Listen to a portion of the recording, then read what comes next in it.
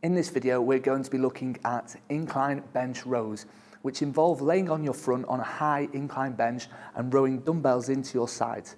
This is a great exercise as it works the back muscles intensely, specifically the lats and the rhomboids and the mid-traps. However, it deloads the lower back. So often when we're in a bent over position with a barbell or dumbbells, there's a lot of pressure on the lower spine. Laying on an incline bench takes this away, isolates the upper back muscles.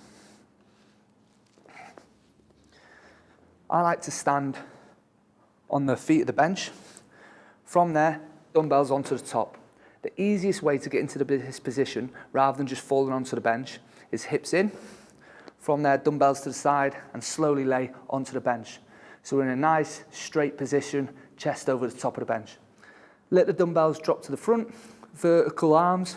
From there, pull into your sides. So we can keep the dumbbells neutral, or we can turn them around and turn as we pull in. Either is absolutely fine. We can also flare the elbows out, which hits the rear delts a lot harder, or perform incline bench lateral raises.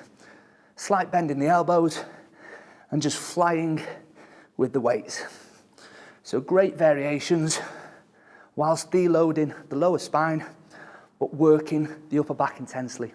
One other variation is what we call a bat wing row, pulling up and holding the position.